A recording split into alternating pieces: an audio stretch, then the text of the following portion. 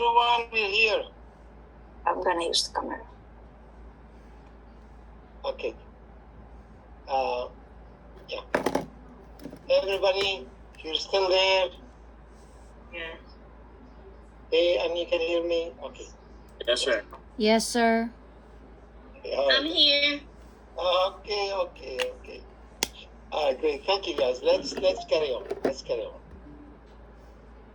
Unless you have a question, let's carry on. Okay. So we stopped at question 160. Let's just let me just bring it back to where it is. A metal tip detachment causes which artifact on the ECG? Remember when the detachment, the wire holds the alligator clip, right? So if that attachment, the pin that attaches the alligator clip is loose, we're going to get something called interrupted baseline, right? That is the cause. Or maybe the other thing that can cause interrupted baseline, remember, it's the wire inside is broken. That we cannot see that, but you cannot see the interrupted baseline. Okay. Another question that came, which is really odd for a terminology as such to come, spermatogenesis. They really make it very difficult. So they can use sometimes questions that they know maybe students did not get that far in anatomy and physiology. But anyway, the term, if you know how to break down the term, you will know what it means. So when we say sperm, we all know what is sperm. Gen is to generate. Genesis is to generate, to produce, right? So they're asking, anyway, the question is not asking about the term, it's asking where this happens. And that is very much deep into anatomy and physiology. Anyway, I'm not going to ask you to go and study all of the anatomy and physiology because of only 4% questions. Chances are you're going to figure out what majority of these questions rather than go and study a whole textbook and wait 95% of the time on 5% of the questions, right? Okay, so we need to be very careful. So spermatogenesis occurs in the seminiferous tubules. In the testicles of the male, there is part that's called seminiferous tubule. That's where they are produced. Now you know what they are. If this same question still lingers around, at least we know it. We're not going to study all the details of the anatomy and physiology because you will not, it's not wise to do that. Enlarged lymph nodes. That's again a question that is, it seems like they legitimately ask it, but it is not really something that we emphasize on. It's called lymphadenopathy. Anyway, you make sure you learn this particular one, just in case it's the same. We cannot predict what they're going to ask in physiology. It's like an ocean of information, right? Now, platelet count, we already talked about that, which sample is structured quantitatively urine. Remember the urine? We use this. Remember this? This quantitative measure for the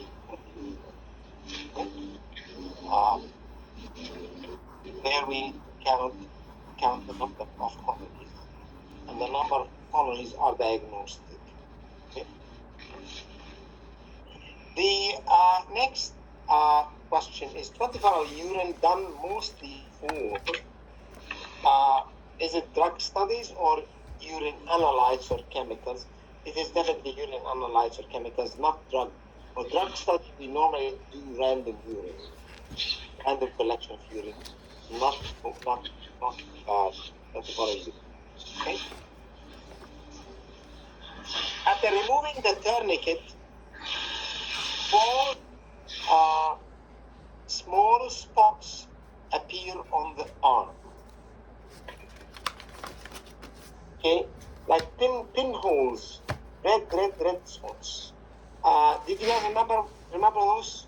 What are they called? Yeah, Pitaki? Yes, sir. Pitaki.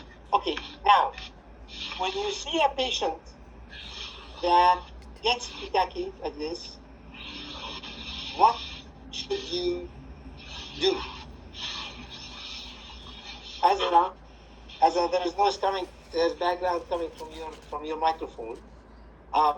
Okay, when you want to speak, Azra and everyone else, please press on the space bar. Keep pressing while you're speaking. Okay, so this is an easier way to unmute. Okay, press on the space bar when you want to speak. Okay, that's the easiest way. Okay. Sir, right means echo sound is coming, but only one window is open. I thought it was coming from your area. No, you don't have any background No. in your. No. Okay. Maybe from somewhere else. But I need you to communicate with me, Azra. Okay, because you seem to be the only one that answers my questions. So please don't be silent. Okay. All right. Okay. Pitaki. When you see a patient, when you put the tourniquet and you see these red dots appearing, what should you do? What does that tell you? You need to do.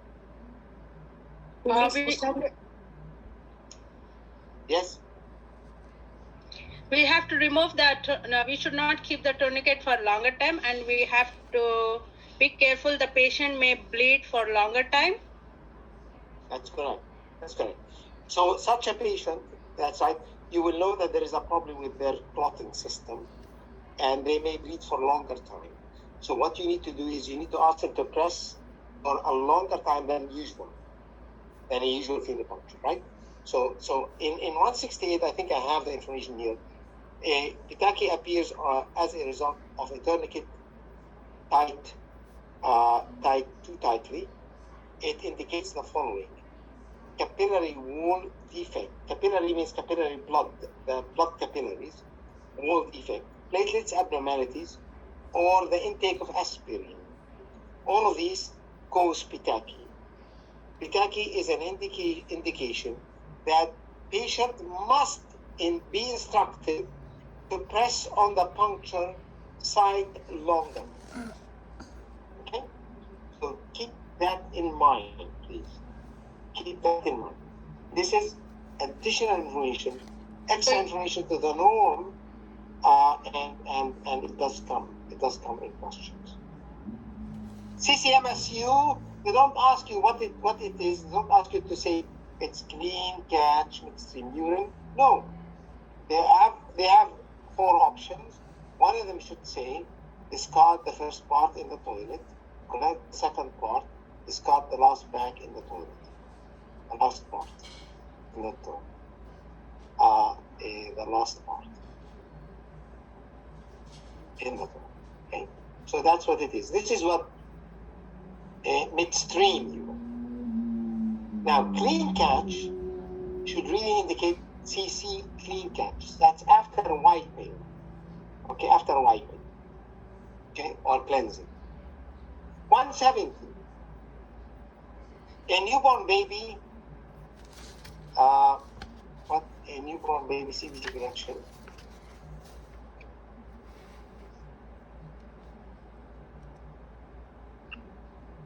A CBC collection on a newborn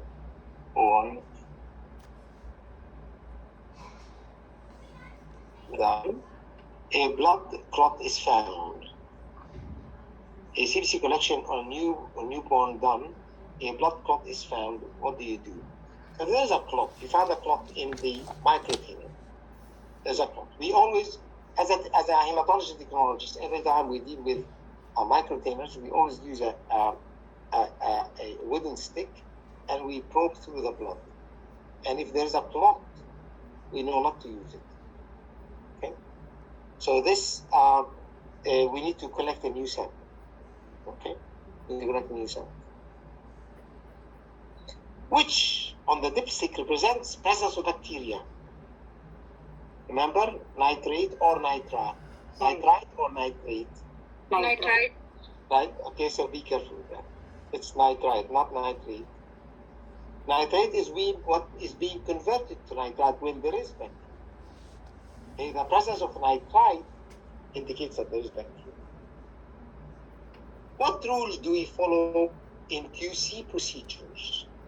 Remember, don't confuse between Westgard rules and the Landsteiner rules. Right? These are two different rules. The Westgard rules, these are the 6 rules that guide us through the quality control plotting. Right? On the quality control graphs, to interpret the quality control graphs. Okay? We covered them, I think, in quality assurance, in quality control. So just remember these Westgard rules. They're called Westgard rules. These are the rules that guide accepting or rejecting the run of the quality control in the lab. If the quality control reading falls within the Westgard rules, then we accept that run. And we run the patients and we accept it. Okay? Does it make sense of what I'm saying? Yes? Okay. Yes, sir. Yes, sir. Thank you. Why the collection of blood from a paralyzed hand is not recommended?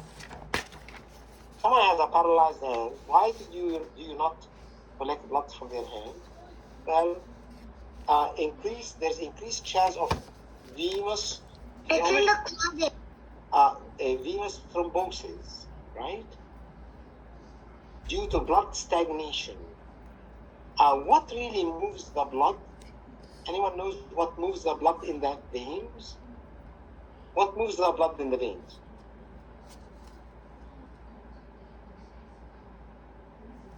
The oxygenator. Muscles. Muscles! Yes! Very good. Muscles move the blood. That's why when you walk, the muscle contractions is what really squeezes the blood in the veins. But a patient with paralyzed hands, paralyzed means the muscles are not contracting. Right? So there's blood stagnation. Wherever there is blood stagnation, there's always a chance of blood clotting. Okay? Just remember that. This is a medical rule. Right? Because they're saying the muscles, so there is a chance of thrombosis. And of course, thrombosis. What is thrombosis? Clot. Right? Azra, that was your son that answered clot. It's a clot. Okay, clot, thrombosis, and the clot, of course, can get to the brain, can get to the heart, causing heart attack or stroke. Okay. Diverticulosis. I don't know why they have that. Again, this is one of the terms that I don't know how many of you know that? You know what is diverticuli? You will know it if your background is in medicine. Diverticuli are sacs that are found in the colon. They're abnormal. So I don't know why they're having them in here in a question. I hope that they don't have them anymore. But the diverticuli are sacs that form in the wall of the colon. They usually are snipped off when they do colonoscopy, okay? Because they might develop into cancer, colon cancer, okay?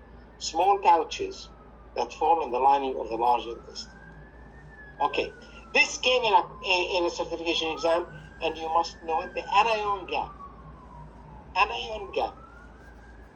Remember, there's anions and cations. The electrolytes, the sodium, potassium, chloride, bicarbonate, they are electrolytes. 2 of them are anions and 2 of them are cations, right? The anion gap is subtracting the total anions from the cations, subtracting the chlorides and bicarbonates, which are anions, negative electrolytes, from the cations, which are the positively charged ions, the sodium and potassium. Okay, for the anions. So that's all they're asking. What is anion gap? It is calculated result. It is a calculated result. It is not a measured test. It's not a test that we measure in the lab. It's a test that we calculate from the electrolytes. Patient has a fistula. What is a fistula? Anyone knows what's a fistula? Which is the patient who is having a dialysis. Yes. Piece of that is kept in above the wrist under the skin. Permanent piece. It's connecting what with what? It's connecting to the arteries. Artery to the vein. It's a connection between an artery and a vein. It's a fistula, which is an artificial tube. Okay? So a patient has a fistula. The phlebotomist, as the phlebotomist, you are, what would you do? Would you use it for taking blood? No. No. Never perform puncture on a fistula. Use the other arm. Okay? Alright, guys? Remember that? Don't Yes. forget. To clean the lens of the microscope, we of course use something called lens paper, first of all. And we use methanol. Methanol and lens paper. In the past, we used to use xylene to clean.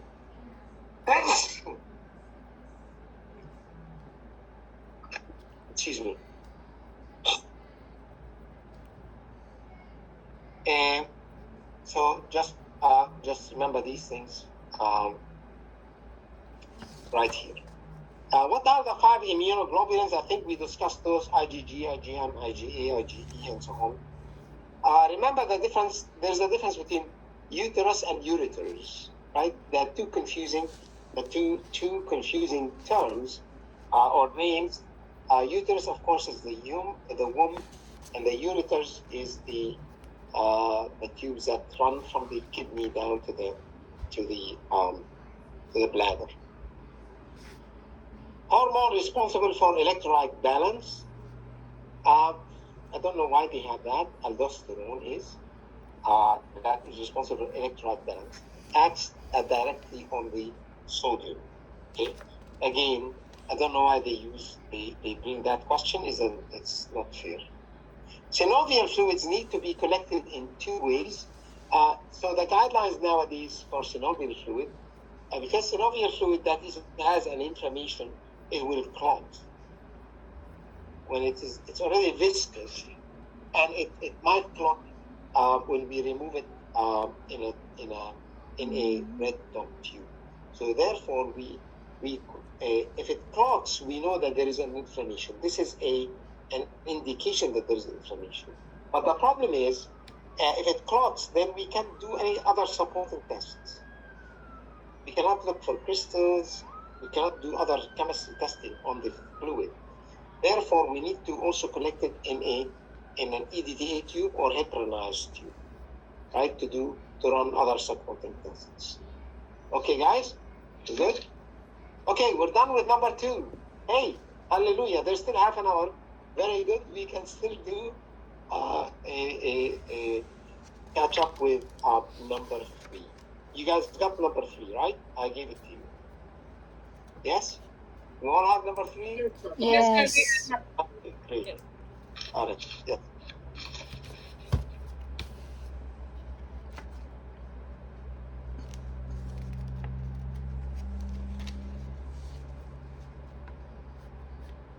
Okay. Let's go to a review number 3.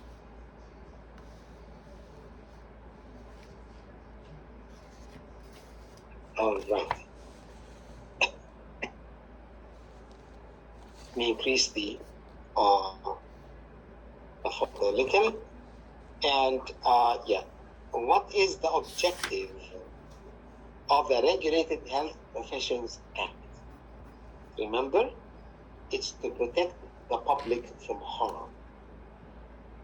Regulated Health Professions Act is to protect the public from harm. When we as technologists became regulated, we were happy back in the early 90s, late 80s. We were happy. We thought that, we immediately our salaries were going to be increased and we have more say and so on. It turned out to be that they want to protect the public from us, right? So they regulated us. So it's not, okay. So, when you are regulated, you have a lot of accountability to the college that you belong to, because if you do something wrong, you will not have a license to practice, okay? So that's why, to protect the public. Why an MLT needs to be extra careful when selecting a vein? These are very practical things, guys. They're mostly taken from your phlebotomy text, from the phlebotomy textbook. It has they have a lot of questions from that textbook to ask you, okay? Why we have to be careful when we're selecting a vein? The main reasons are due to the possibility of nerve injury and damage to the brachial artery. These are the two main reasons why we need to be careful when we're looking for a vein, okay? Nerve injury and damage to the brachial artery. Because if you puncture the brachial artery, then we have a problem, right? What is the problem in puncturing an artery? The blood flushes fast. That's right. And it's hard to control it, right? You need to really press and press very hard in order to make sure it will clot. Because if you release your hand faster, the pumping of the heart and the pumping blood in the artery can cause bleeding.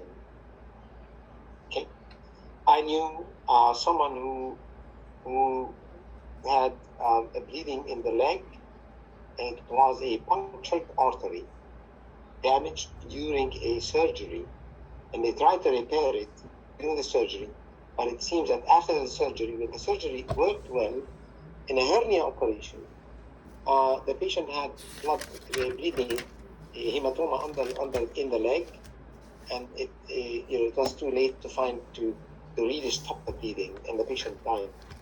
Anyway, so we need to be very careful, especially in the case of using the basilica vein. The basilic vein, it should be used only when there is no other safe option. These are the CLSI guidelines. Never probe blindly for a vein. Never. Be careful. Never probe blindly. If you're not sure where the vein is, don't go in with a needle and try to, try your luck to get the blood in. Okay? Because you can damage a nerve, or you can damage the artery. What does due diligence mean? Due diligence. So we say the employer must do due diligence in safety. What does it mean? Take care yourself and workers too. Take care of yourself and the workers also? Well, due diligence means doing everything possible to protect people, to protect the workers' safety. So when there is an injury in a workplace, regardless of where this workplace is, who is liable? When there is an injury, who is liable? The employer. And the Minister of Labor is going to check, did the employer do due diligence to ensure the safety of the employees? That's what due diligence means. Okay? It means the employer shall take all responsible precautions under the particular circumstances to prevent injuries or accidents in the workplace. that it's doing everything reasonable to protect the health and safety of workers. That's what it means. Okay? How is ethanol stored? How do we store ethanol? This question came as a certification exam. Well, it's stored in grounded flammable liquid storage cabinet, separate from oxidizing material, and it keep away from open flames, hot surfaces, and store sources of ignition. And this is really the point that that I really want you to really focus on, because the question came a ethanol is spilled near a hot plate. What do you do? Unplug the hot plate, remove it away from the area, because ethanol is volatile. It can catch fire. Okay. What is the function of formalin in tissue samples? Okay. What is the function of formalin? What does formalin do? To fix the tissue, Fixing the the lifelike to fix the tissue in the lifelike manner as it is removed from the body. That's correct. Immediately as it is removed from the body. What is your response if you receive such a sample in microbiology for culture? Can we use sample placed in formalin? Can we use it in microbiology? No. Reject sample. No. The sample, reject. Yeah, write down that, reject. Why? Because formalin kills all the bacteria, right? Because all the bacteria, everything, the viruses, bacteria, everything, it fixes them, right? Okay. So remember, the formalin is a fixative, and the fixative kills. Right? Okay. It preserves. Do you guys know where we use formalin? We use formalin in SAF solution. And for ova and parasites, remember? Yep. SAF solution with formalin there to preserve the parasites in a lifelike manner, so they're not deteriorated or they don't die. If they die, then they deform, and you can't see them properly. Okay.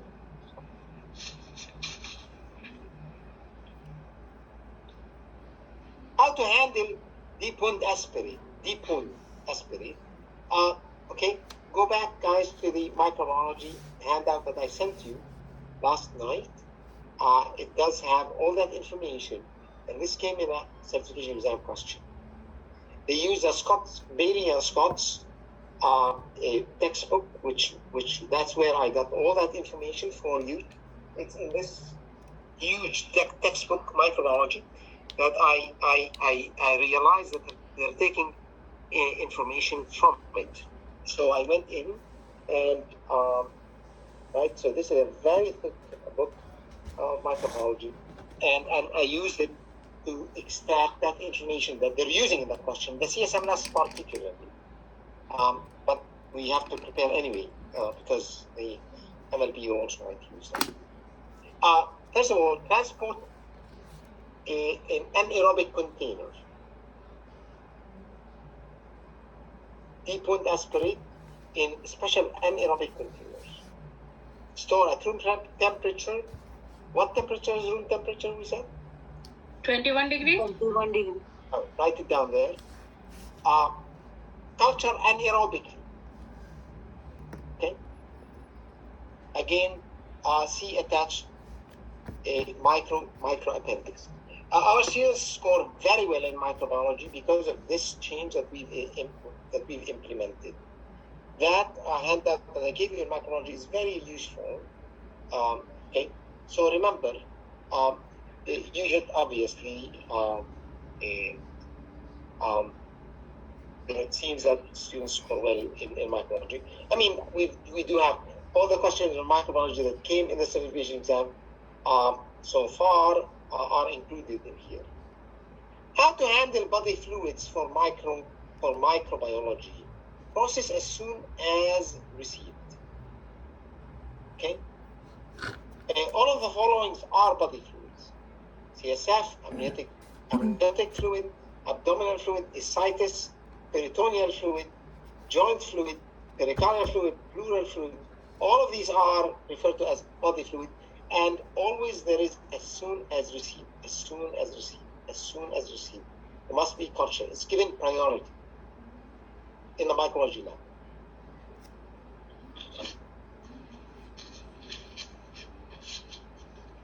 What is the use of hypochlorite diluted at 1 in 100 or 1 in 10?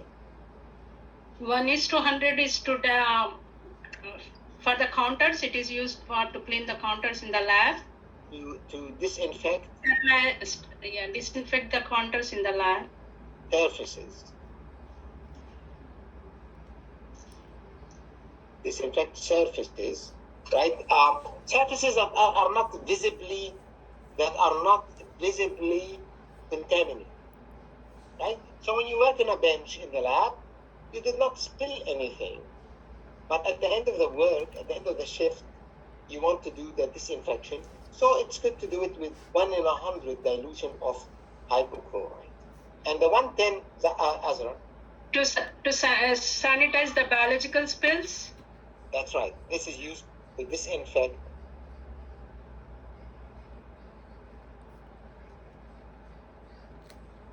biological spill, right? So we use a stronger hypochlorite concentration. Why is that? Anyone knows why are we using 110? 1 in 10 for an actual blood spill, and we don't use the diluted one. That's 1 in 100. Let me tell you, we don't have time to. Because hypochlorite is neutralized by biological agents.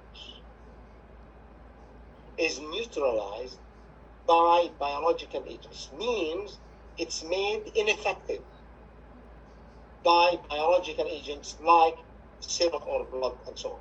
So before the blood make the hypochlorite ineffective, we want to make sure that the hypochlorite kills any germs that are any dangers that are in the biological spill. Okay, this is why.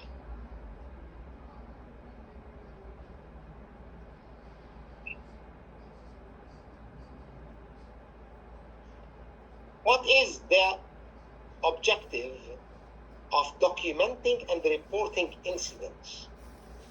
Why do we document incidents? So you puncture yourself with a needle, or you slipped in the lab. Why do we have to report it? Write an incident report, document it, what time, what happened, who saw it, why? So, why?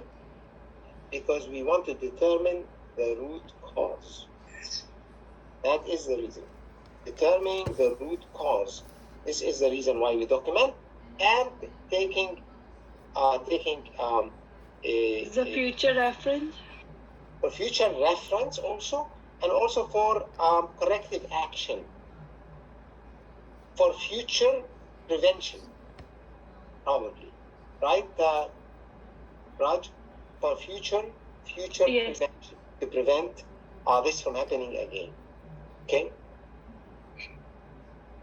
What could be the reason for organism to grow on a culture but cannot be accounted for in a direct smear? So it did grow in the petri dish, but we did not see it on the direct smear. So there are actually few reasons why. The one reason, and the obvious reason, and the most common reason maybe, or the most common reason, or an obvious reason, is that maybe we did not fix the bacteria to the slime, right? Because fixing the bacteria to the slime attaches the bacteria to the slime, and when we stain it, bacteria is there. If it is not fixed well with methanol, right, or with heat fixing, remember, direct smears or smears in microbiology are fixed in two ways. The original way is heat fixing, And the current way that is being used now is dipping it in methanol. Okay? So that is one reason. Overheating may be one of the reason too, right? While fixing if they are using Overheating also can. That's correct. That's correct. Because you can kill the bacteria. This can destroy it. Destroy the bacteria. The other reason is this. Maybe that the integrity of the bacterial cell wall has been damaged due to maybe antibiotics, right? Such as when the patient is taking antimicrobial treatment before the sample was collected, right? So the sample started taking antibiotics before we collected the throat swab, for example. The organism may be recovered in culture. The bacteria may still be alive, okay, to grow. However, remember, gram staining is all about the cell wall. Remember that? Yeah. Gram negative or gram positive. Retaining or not retaining the methanol, the crystal violet or the saffronin has to do with the cell wall, really, of the bacteria. And if the cell wall is damaged, you may not be able to see the bacteria. So these are the reasons. Okay. If there are antibiotics also one of the reason, it may be we are like without completing those hours. Yes. If you did not continue all the if you did not finish the antibiotics, bacteria may not be killed totally. Right? It's still kicking, and if you put it on a toxic medium, it might grow. But the cell wall has been already in the process of becoming damaged. So that's the logic that is given to us. Okay. Organism may be fastidious. Fastidious meaning that it may not be stained with gram staining. It could be a mycobacterium that needs to be stained with Z-Nielsen, not with gram stain. So if you try to stain with gram stain, you will not stain, you will not see it. Okay, so that's another thing. Okay. So the next one is also right here. That is the other the ones that I just mentioned about methanol and about underfixing and so on. Okay. Fire extinguishers. Remember to review the different classes of fire extinguishers. Know what each class is for, and know the common extinguisher that we use is the ABC one that covers the main three classes, right?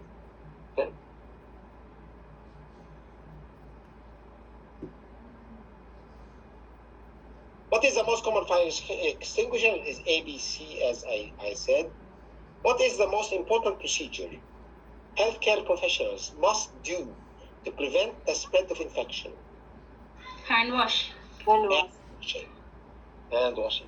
Because we are the culprits usually in causing infection between patients. From one patient to another, it is our responsibility to prevent. How to prevent injury due to repetitive lab skills.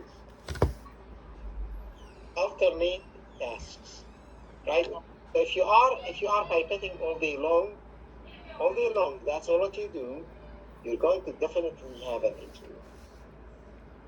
Repetitive. So change tasks. This is, of course, the guidelines of safety, right? 2.1, ionized calcium. Okay. Well, ionized calcium are the specimen handling procedures. We want to know about a particular really item. And if you look, so when I look at ionized calcium and all the guidelines for specimen handling, keep it upright. I mean, all the blood has to be kept upright. Use serum or heparinized plasma. Well, all chemistries can use either PST or SST. Separate no longer than 2 hours. That's the guidelines for all the bloods. Never open the cap or expose to air. This is specific to ionized calcium. right?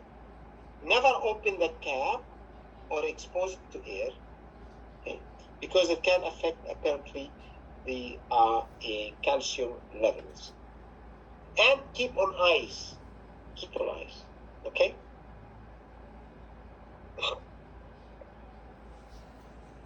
A patient is doing GTT, and at 30 minutes after you gave the drink, the glucose result was 20.8. So first of all, here they really want to know, do you really know what is the normal range of the glucose?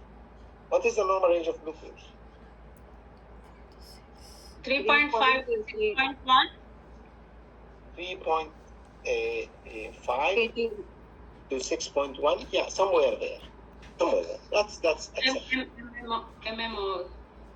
Millimole per liter, that's correct. Millimole per liter. Thank you. That's very important, yes. Okay, now, so the result at 30 minutes was 20.8. Guys, do you know what is the panic value for glucose level? Yeah. Panic value, if a patient fasting blood sugar is 21, 22, you know this is a panic value? Yeah. Yes.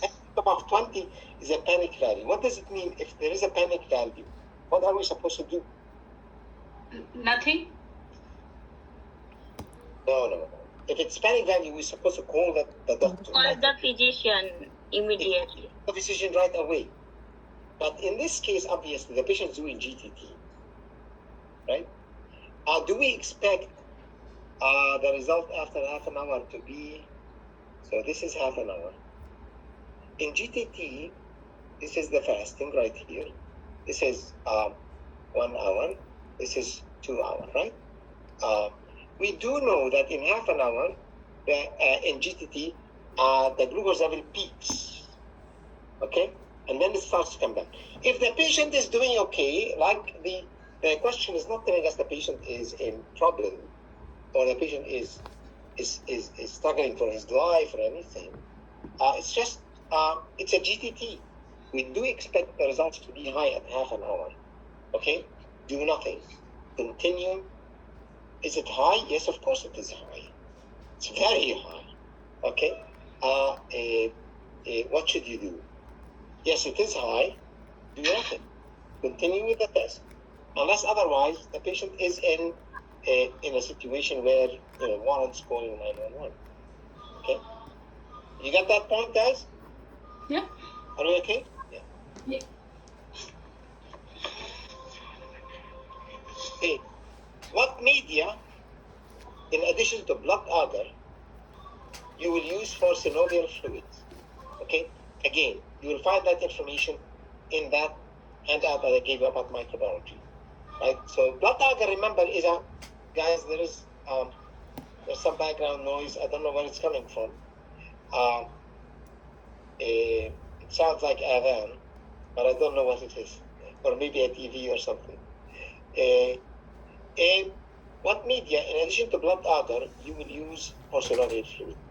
So blood agar, remember, is a primary, non-selective. It's always used, but there is something in addition to it that is used that is more specific to that particular. So we use chocolate agar or synovial fluid. You can check it, and it is tested anaerobically. Okay, cultured anaerobically.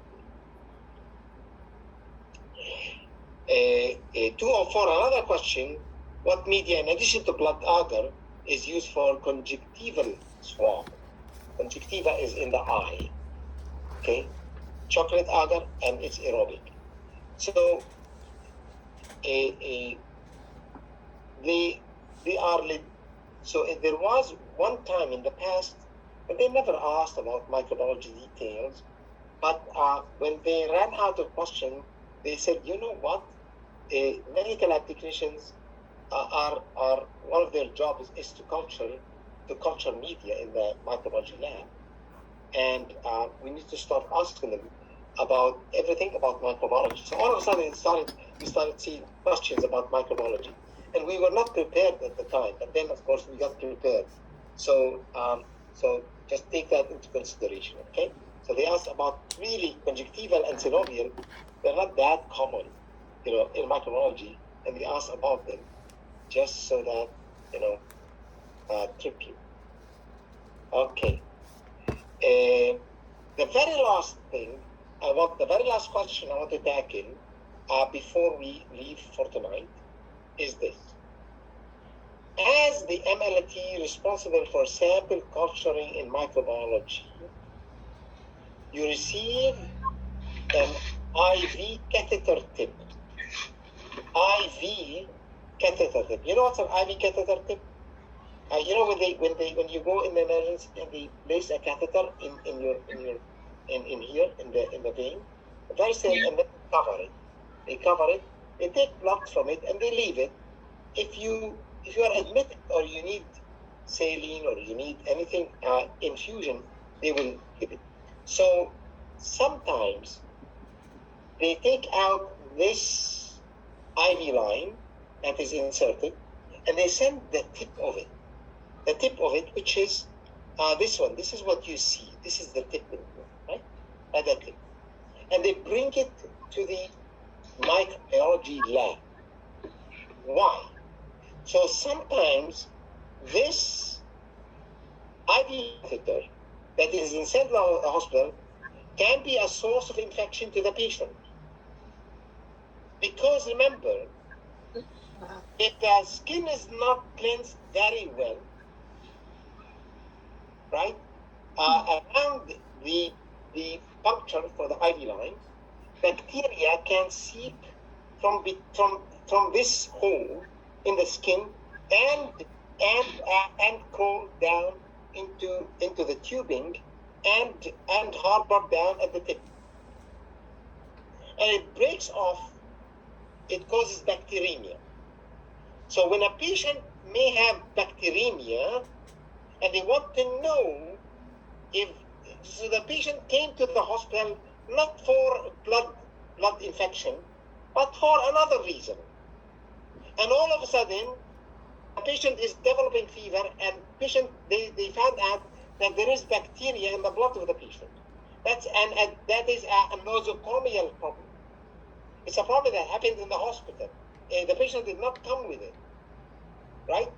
So they want to find out if the bacteria that was found and in the blood culture is the same bacteria that is on the tip. And then they will know that the source of infection is from the... It's not properly disinfecting the skin. From the IV line. So when you receive it, okay, what would you do with it? Well, process it by rolling the tip on the agar plate. So the tip has to be rolled on the agar plate, and whatever bacteria in there, we will culture it in that way. Okay, so why are they? Okay, so this is one. The other thing is that you need to really pay attention to is never ever to accept a urine catheter. Urine catheter that is instilled through the urethra and into the bladder. This kind of catheter is rejected in microbiology. Okay? Yep. So be careful. Here we're talking about an IV catheter. There we are talking about urine catheter.